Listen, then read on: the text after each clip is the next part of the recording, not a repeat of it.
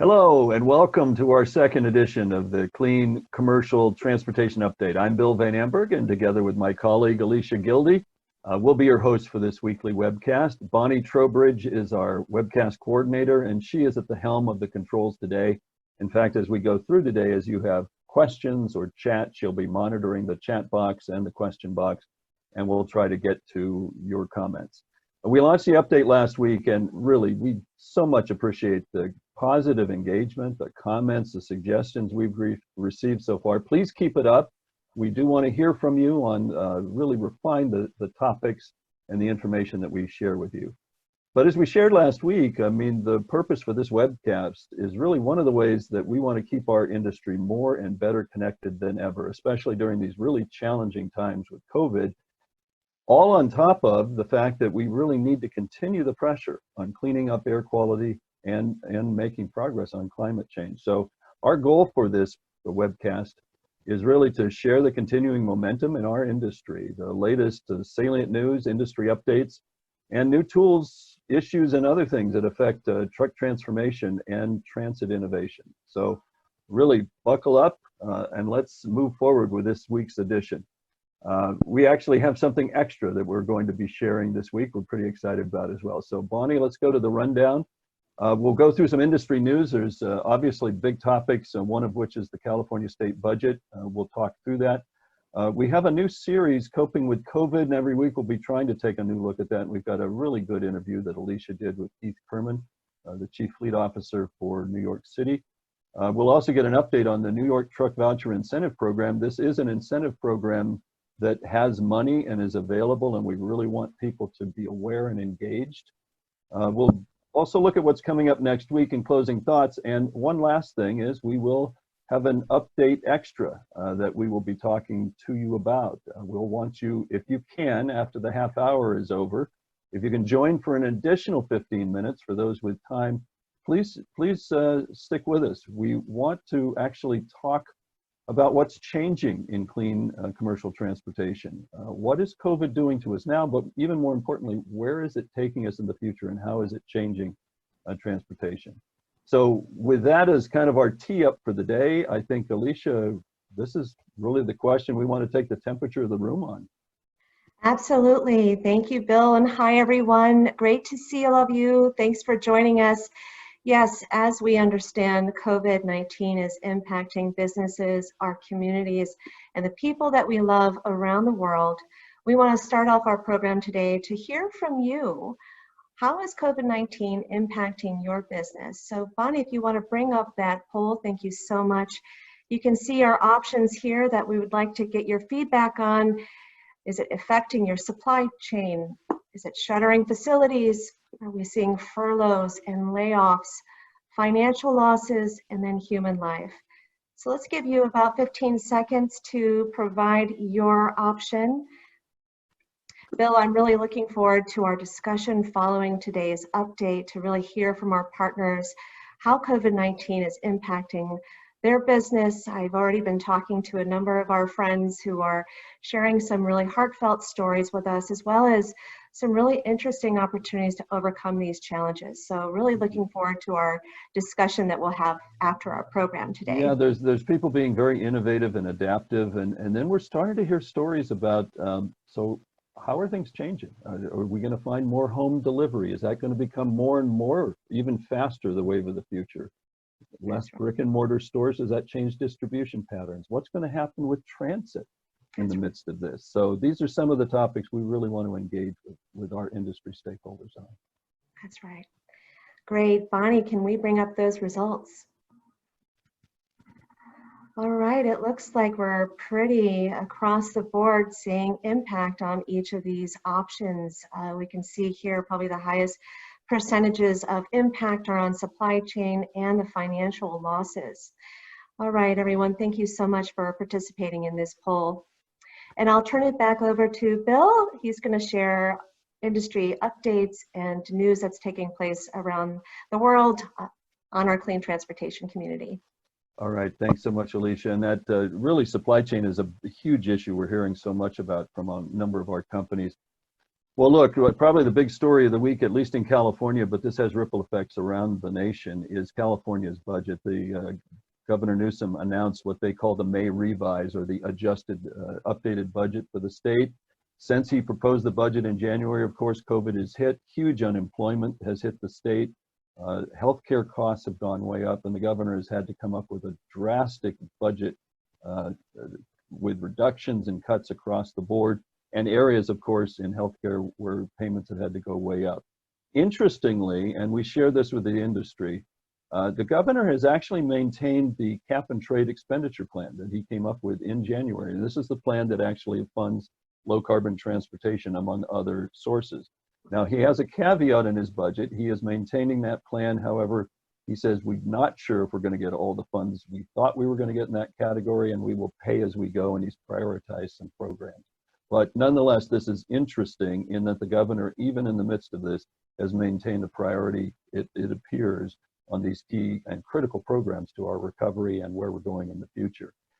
Interestingly, in China, this is actually precisely where they've been putting their dollars. Of course, they hit the COVID situation earlier than we did in the United States, but they're moving into their stimulus faster in recovery. And China has really prioritized what they call NEVs, or new energy vehicles, for really their way of recovering jobs and their industry leadership moving forward.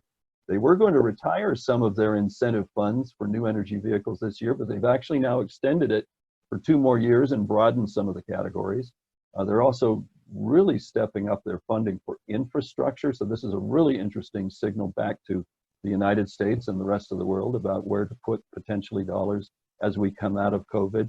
Several regions of China are also adding their own new energy vehicle incentives. And new energy vehicles in China are battery electric, fuel cell electric, and hybrid. So moving on then to other news, it's very fitting that in the midst of that, there's been a new partnership announced in the last couple of weeks. Hino and BYD are teaming up around battery electric commercial vehicles. They'll be focusing on trucks and buses. This is an interesting partnership, and it is not signaling to be only in China that they are partnering to actually bring out new models between the two organizations, potentially worldwide.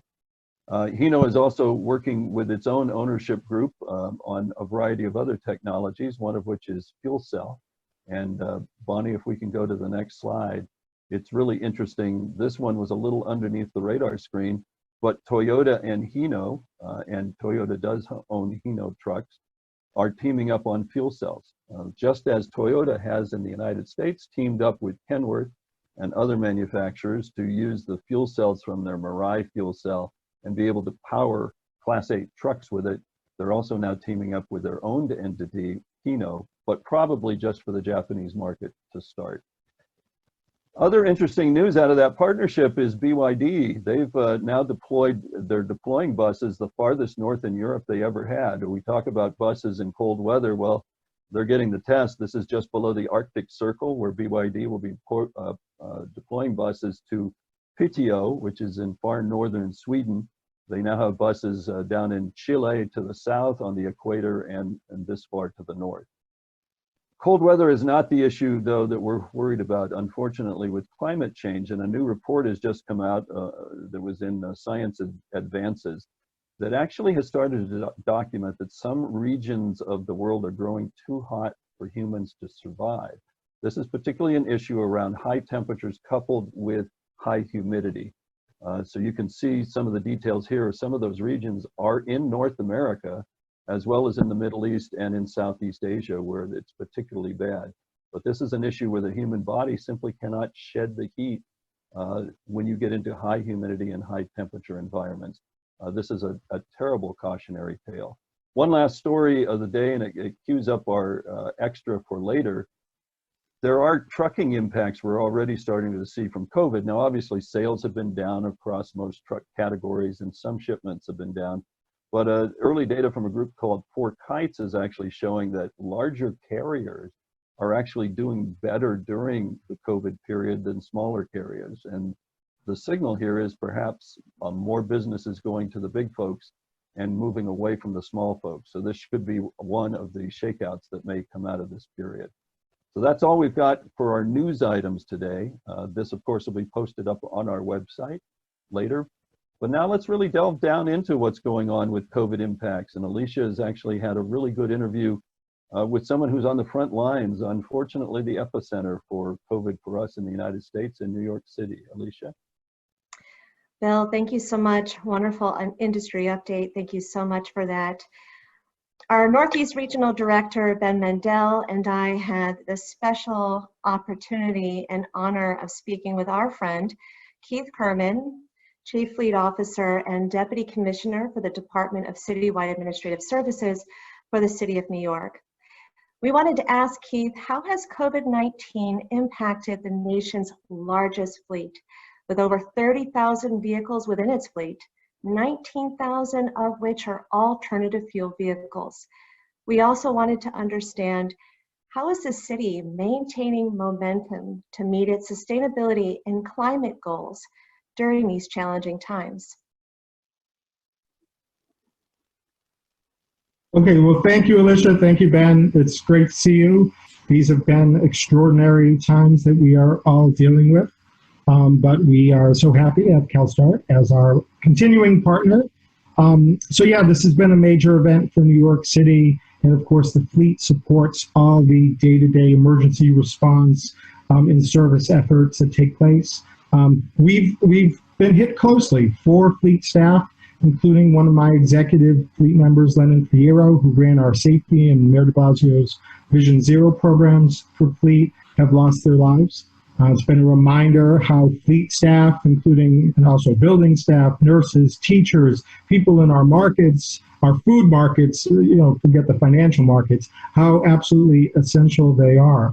So we felt it close to home. But we're also, we have to do our job. So we are supporting, the fire department and the ambulance program has been really expanded in doing extraordinary work. We are doing a lot to support the medical examiner, the police department, the parks department. Parks is really an essential service, and we're seeing how important our parks are for New Yorkers to kind of get out and get a break from everything that we're dealing with. Now, as you guys look ahead, at continuing a clean transportation, a sustainable fleet program, in what ways has the COVID situation impacted the city's ability to kind of maintain momentum on its sustainability objectives, in particular during what are very challenging times? Well, look, we're just as committed to these sustainability goals as we ever were. Mayor de Blasio recently, made a similar statement and basically said that we need to keep making progress, keep investing in sustainability. This pandemic, and one thing I feel very strongly about, is not some 1 in 100-year event. It is a global environmental crisis, and in a reminder how quickly all our lives everywhere on this planet can be upended when our environment changes and threatens us. So I don't see this as some separate health thing and it happened, it happened in 1918, I guess we're dealing with it now. I see this as part and parcel of the environmental challenge that we all face. And so it only reminds me that we have to double these efforts, triple these efforts, and keep pushing forward. Certainly, we've seen, some things have been impacted or delayed, right? So we were close to installing and finishing up a lot of fast chargers. And so obviously with the construction announcement, we had to, push that back a little bit, but we're very hopeful that we're going to have a whole bunch of fast chargers. As soon as we're allowed to start constructing again, we're going to start cutting a lot of ribbons. Obviously the manufacturing base for vehicles has been disrupted throughout the country and the world. So we had 700 hybrid police cars we were waiting to get. We have a lot of electric vehicles we're waiting delivery for. We understand that we'll have to wait a little longer on those, but those orders will continue. Our commitment will continue. In February, as part of the State of the City, Mayor de Blasio announced, and we did an executive order, that we will go to an all-electric fleet by 2040. And so we're very excited about that. That is our charge, and that is only more important to us as we deal with this. Great, Keith. You and your team are doing a tremendous job, and really just your positive attitude and how you are maintaining momentum during these times. It's really incredible. And so I would just love to hear from you, Keith. What have you learned from this experience, or you are learning about this experience? What are some big takeaways that may change the way you think about how you move forward, how DCAS moves forward? Well, I mean, first, obviously, it's a reminder of how quickly things can change, right? I started the year with a whole other different set of ideas. I didn't expect to be working out of my home, and now I'm in my office, but usually I'm in my basement gym, and having to kind of alter everything that we do and struggle with this extraordinarily serious thing. It's also a reminder how quickly we can change in the positive sense, right? How fast have we adapted? My kids are going to school, but they're going to school using all new technologies. We are using technology to do all the work that we had to do, and learning new ways to protect employees in terms of masks and partitions and cleaning vehicles. So, it's a reminder on both sides how quickly things can change, and also how quickly we can adapt and we can work together to address them. Obviously, there are some things we're going to think about for the future. Telework has now come in a big way. And telework can have long-term environmental, resource, and fiscal benefits, right? So my agency, DCAS, has among its responsibilities the buildings and facilities for New York City, the energy program, and the transport and fleet program. Telework could potentially have long-term benefits on the environmental, resource, and cost side. So that's certainly something we're going to look at. And obviously, it is such an extraordinary reminder of who does the important work out there, right? Who are we all dependent on? We're dependent on the people in our food markets, not our financial markets. We're dependent on the people who take care of our buildings, on nurses, on doctors, on auto mechanics who keep these vehicles going, on our police, on our EMS, on our parks department employees who are out there keeping the parks open for people, but also trying to make sure they stay safe. So it's just a great reminder of who does the work in this country, who we should be investing in and supporting. And we all know that that's not always, what happens. So, it's been an extraordinary event. Of course, it's not over. We still have a lot more to do to keep our city safe and to get our city back operational. Well, Keith, you can count on that. And we look forward to continuing our partnership with you. It's been such a wonderful experience working with you and John and the team for so many years. And I want to thank you for taking this time to share your thoughts with us and really be a part of our feature interview for our update, and really look forward to checking in on you soon and seeing how things are progressing, and make sure that we're keeping connected with you in a meaningful way. So thank you so much for your time, Keith. Thank you. This is great. It's great to see you, and hopefully sometime soon we'll all get together and have an in-person party. That would be great. But keep doing what you're doing. Thank you so much. Great, thank you. Much appreciated, Keith. Well, that was truly special, and what a highlight of my week for sure, to spend time with a good, dear friend. And how New York City is resilient during the toughest times. And truly, Keith and his team are a great example of leadership on how to continue to maintain momentum and continue to pave the way to meet important environmental goals while we're dealing with this pandemic.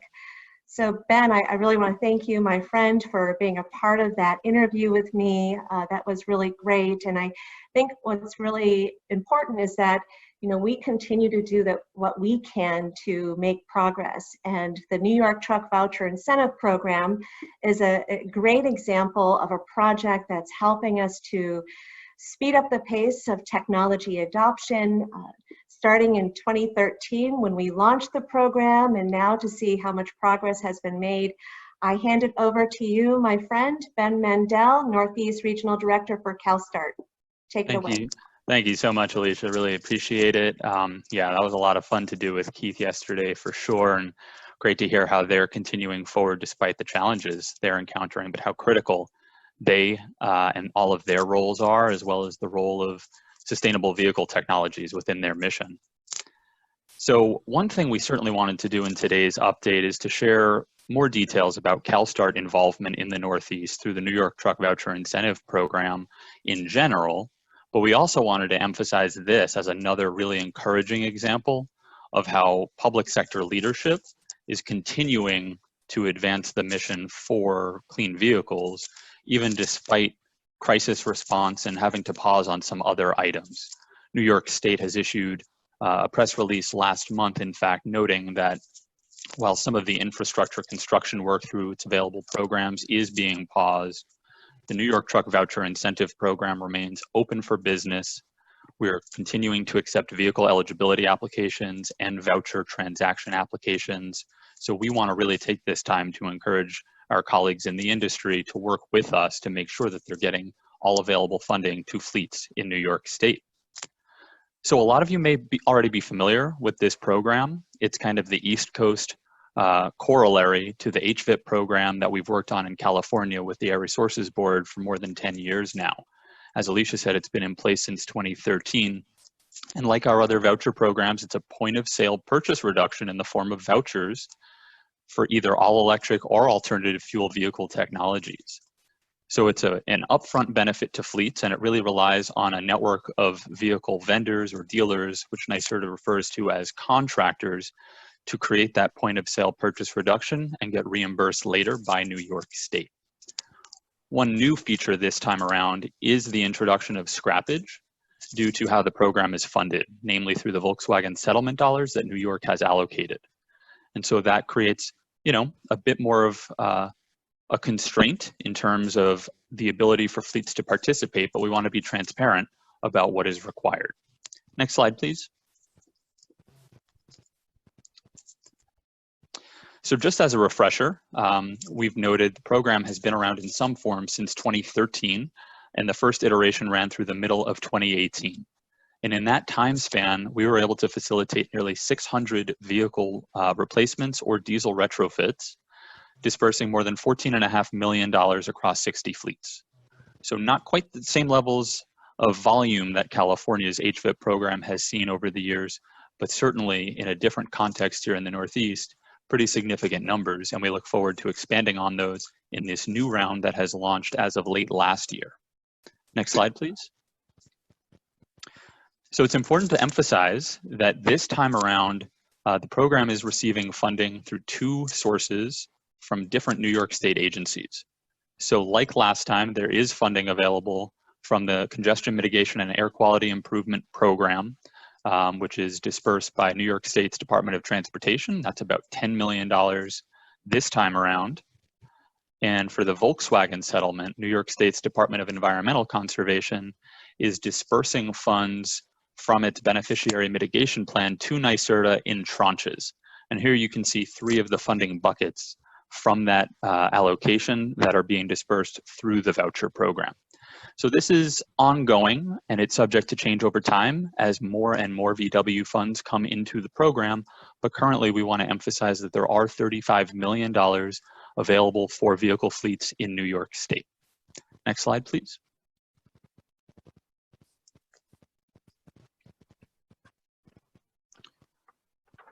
So as a refresher, funding is available for vehicle classes 3 through 8, so anything over 10,000 pounds. And it's across a wide range of vehicle types. It's not purely zero emission. I will note that for combustion technologies, they must comply with the 0.02 grams per bhp hour low NOx standard that CARB has set. We want to make sure that if there are combustion technologies, that they're the most efficient ones on the market. And it's not pictured here, but I will note that hydrogen fuel cell technologies are also eligible. It's available for both vehicle replacements as well as repowers, although some different conditions exist for repowers, and you can feel free to reach out to me if you want more information on that. Next slide, please. So I just want to emphasize some of the funding amounts that are available. These slides will be available on the website when we post this recording. So I won't walk through it other than to say there are greater funding amounts available through the VW settlement buckets than through CMAQ. And here is basically the funding picture for trucks in classes 4 through 8, Or if you're accessing CMAQ funding, the funding that's available for lighter trucks in class 3, not available through the VW fund, or for certain types of school and shuttle buses where presently this CMAQ funding is the only source of funding in the program for those vehicles. And then quickly, if we go to the next slide, this is kind of the latest breaking component. Just last month, NYSERDA implemented the VW funding for the transit bus funding pot, which is pretty substantial. So you'll notice these magnitudes of funding are very significant, all the way up to $385,000 for a Class 8 transit bus. Now, there are some sort of decision trees, and it gets rather complex. So if you are interested in assisting a fleet through the adoption of a clean bus technology through this program, I'd encourage you to reach out to us to walk through some of the contingencies and whether a transit agency qualifies for VW funding or needs to take the lower funding amount available through the CMAQ fund. And if we go to the next slide, this just points out that about half of the New York counties are in poor air quality areas that are eligible for CMAQ funding. So if you need to take that lower funding amount, we just need to make sure that vehicle fleets are in fact located in one of these non-attainment or maintenance counties. And I see a question. Perfect, okay. Yes, I'm on it. So our friend John Horonchik has asked a very fair question. What is CalStart's role in the New York Truck Voucher Incentive Program? Thank you, John, for teeing that up. So in the past, we've been the administrator of the program. This time around, it's more of it takes a village kind of effort. NYSERDA has taken its administrator responsibilities in-house. So we remain as first and foremost the outreach lead, so sharing information about available incentives and structures and requirements with all of you in the industry, as well as providing technical support as a contractor to help NYSERDA make decisions about program design and then implement those decisions through things like the vehicle eligibility application, implementation manual, and so forth. So I want to encourage people not only to use me and my team in the Northeast office as a resource for more information on this program. I've provided Patrick Bolton's contact information here as well. He's the point person from NYSERDA. And our friends at the Center for Sustainable Energy are operating in the capacity of the Voucher Help Center, which is kind of the processing arm on the back end, keeping the project moving forward. Ben, thank you so much. Great presentation. And everyone, just so you know, we will be making a recording of today's update available on our website as well as on our YouTube channel. Also want to let you know that we had an extended interview with Keith Kerman that will also be available. So I do want to encourage everyone to check out the full interview with Keith. With that, I'm going to turn it back over to Bill, who's going to give us an update on what we can expect next week. Great, thanks, Alycia, and that really was very uplifting with Keith for all he's battling. People actually sending in comments on chat that kudos to New York City for staying on track for the big picture long haul while they battle the near term. So coming up right after we complete in a couple minutes, we'll go into our update extra. This is a new feature we've added. Today we're adding a 15-minute time period if you can join us for the extra time. We'll have open discussion on this, how is COVID changing transportation, both in the near term and maybe where is it going beyond? We can opine on some of those issues. Coming up next week on the webcast, we've got a variety of other topics. We've got more coping with COVID information to share with you. We will be able to share information that we had to put off till next week on the commercial EV readiness guide that the city of Chicago has now put out. It's a very good document that we want to share with you. We'll have an update from Drive to Zero as well. So that completes our update half hour for this week. We really thank you for joining us. And as a reminder, this program and all of the resource links to it, including Ben's slides, will be available on our website. Bonnie will be posting those up there by the end of the day today. And if you have any comments on news items or issues you'd like to see us take on in the update, please contact Bonnie or Kimberly Taylor at CalSTART, and we'll make sure to factor those into our future webcasts. And as we said, coming up, if you can stick around, we'll have our update extra. But if you can't, please, thank you so much for joining us here today. We'll continue to do this, and really our goal is to really be more connected than ever, to find the topics, the issues that we want to share, and share it with all of you. So on behalf of our full team, Alycia, Gilde, Bonnie, Trowbridge, our HVIP and New York Truck VIP teams, thank you for joining us. And this concludes this week's Clean Commercial Transportation Update. Goodbye.